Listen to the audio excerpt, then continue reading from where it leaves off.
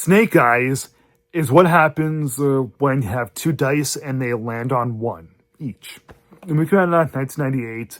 It's directed by Brian De Palma. It was sometime after Brian De Palma had kind of like fallen off the map, I guess you could say, because I love Brian De Palma films, but let's face it, he hasn't done a masterpiece in how long?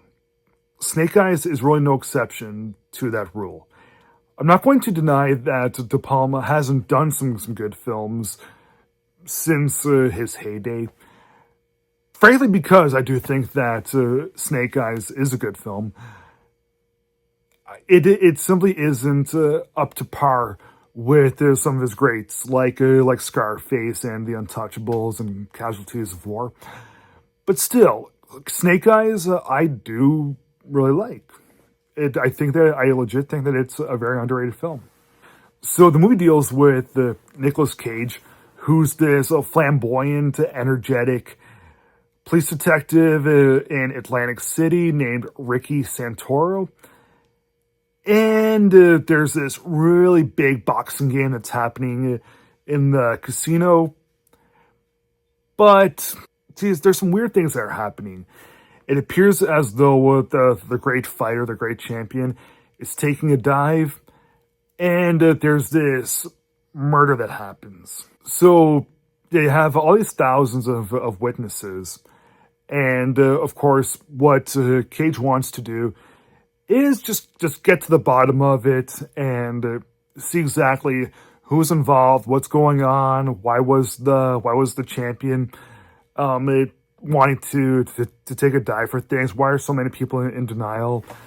And then there's Gary Sinise's character, who has been best friends with Nicolas Cage for so many years. And, how does he play into all this, right?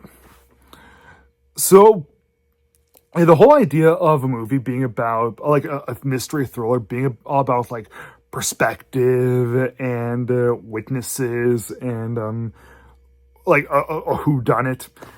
The movie doesn't really break a whole lot of new ground and doesn't really elevate much.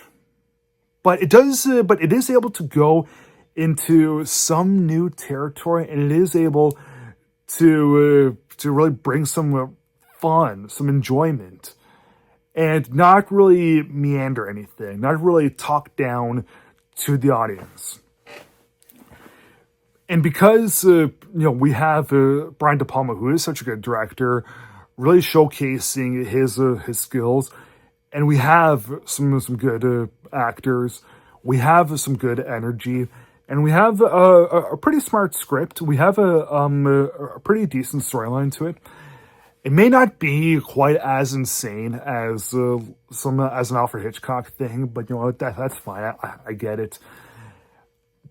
Even though the movie doesn't quite reach the highest standard as some of De Palma's other things and some Hitchcock things from the past, I still do think that people that see Snake Eyes will enjoy it. They will have a good time. Yes, there are some flaws here and there with some things, but they don't diminish the entire movie by a lot.